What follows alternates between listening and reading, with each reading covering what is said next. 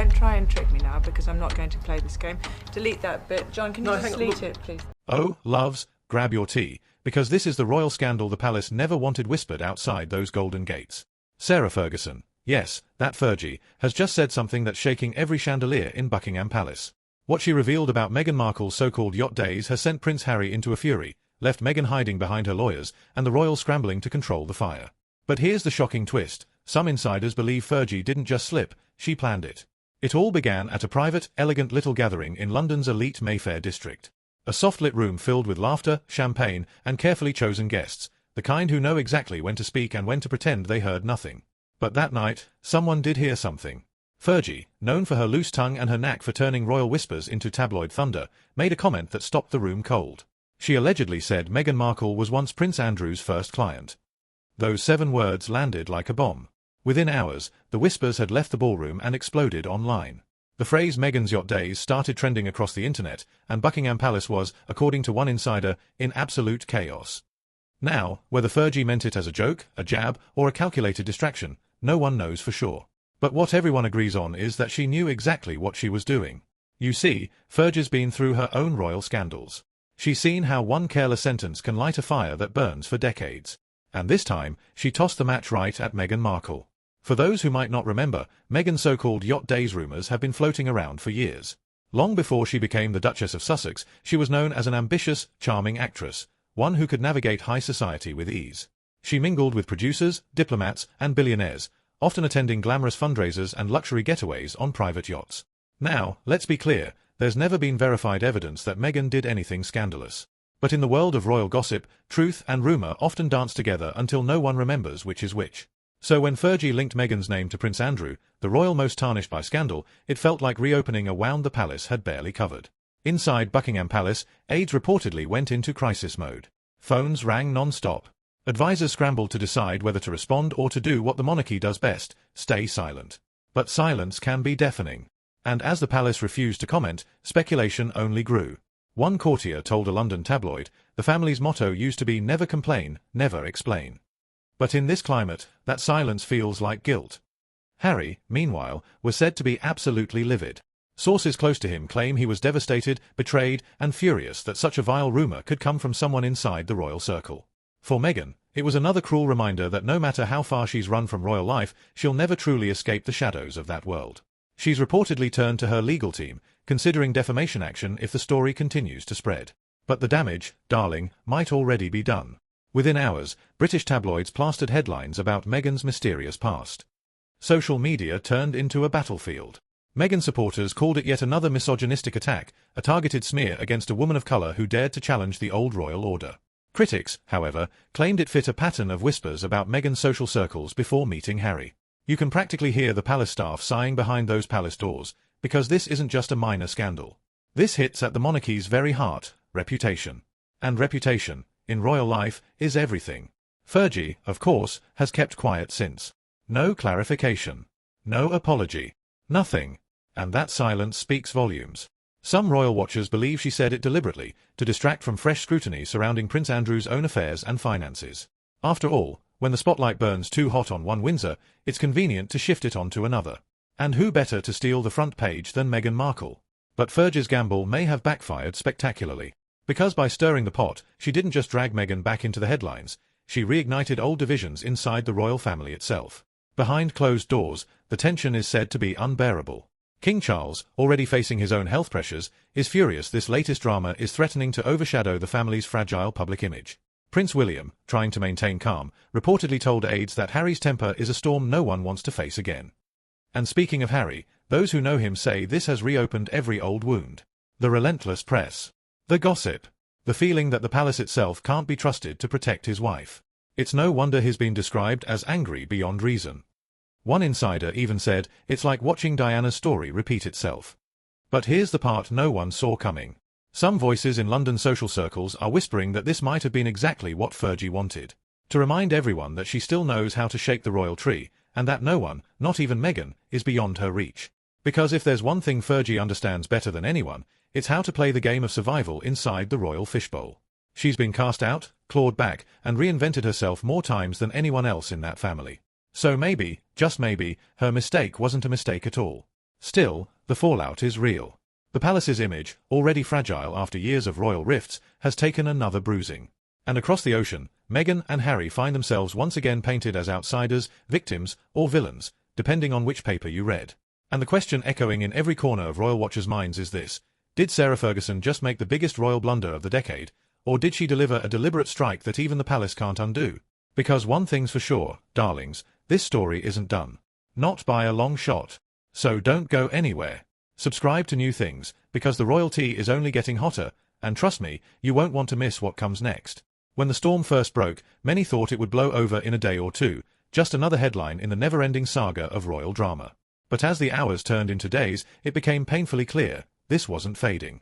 The comment that slipped from Sarah Ferguson's lips had grown into a full-blown crisis, one the palace couldn't contain.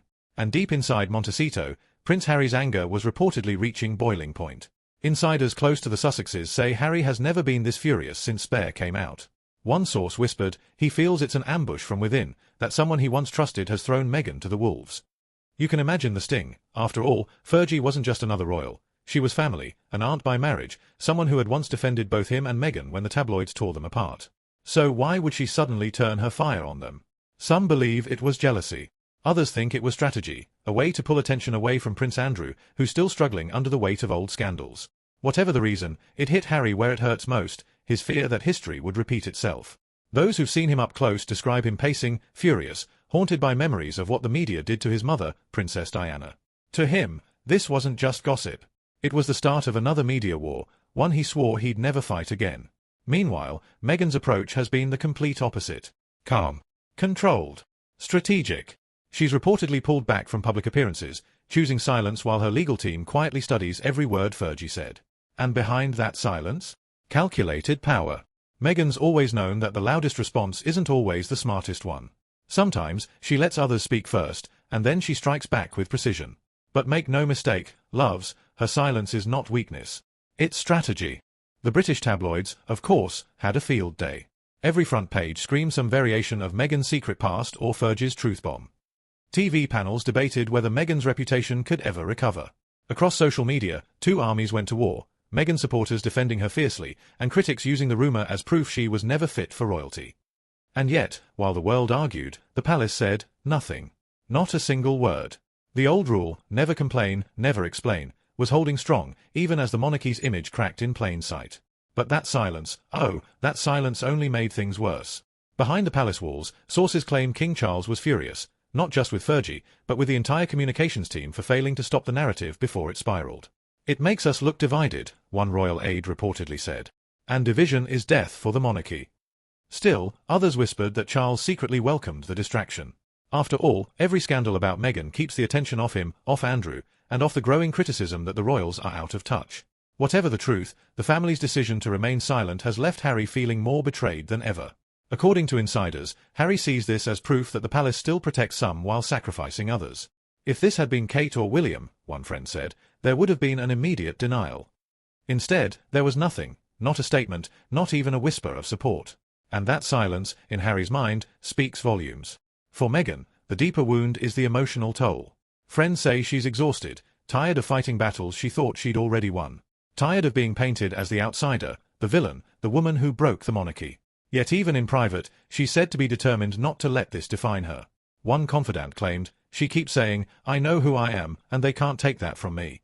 But while the Sussexes try to protect their peace, the rest of the royal family faces its own quiet panic. Advisors have reportedly held multiple emergency meetings about public trust.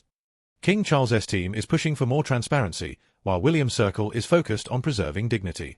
But the cracks are showing. Every new whisper about Meghan exposes how fragile the royal brand truly is. And now, the whispers are getting louder. Could Fergie have been acting on someone else's behalf? Could there be more behind her slip than we know? Some royal watchers claim her timing was too perfect, just as renewed scrutiny hit Andrew, just as the monarchy needed a new distraction. Others insist it was personal, that Fergie, still fighting to stay relevant, knew this would thrust her back into the spotlight she craves. But here's the irony, darling. The monarchy, for all its grandeur, has always thrived on scandal. From Edward's abdication to Diana's heartbreak, every royal generation has fed the public's hunger for drama. They claim to hate the headlines, but without them, the magic fades. And that's the great secret no one admits. The royals need the gossip almost as much as the gossip needs the royals. Still, this latest chapter feels different. For many, Meghan was supposed to represent a modern monarchy, diverse, open, and relatable. Her marriage to Harry was hailed as the bridge between the old world and the new. Now, with her name once again dragged through royal mud, that dream feels shattered. Across the Atlantic, American audiences are rallying around her, painting her as a woman persecuted by the institution she tried to modernize. But in Britain, the sentiment is colder. Polls show that sympathy for the Sussexes has never been lower. And in the palace, that's exactly what worries them. Because every dip in public support weakens the very foundation the monarchy stands on, its image of unity, dignity, and control. So where does this leave everyone? Harry's said to be considering another interview, this time to set the record straight. Meghan's team, meanwhile, is drafting potential legal action. Fergie's staying quiet, but royal insiders say she's been privately spoken to about the damage caused. And the palace? It's holding its breath, hoping the headlines will move on before Christmas. But deep down, they all know the truth. This scandal won't vanish. Because it's not really about yachts or rumors, it's about loyalty, betrayal, and power. It's about who controls the royal story, and who gets silenced in it.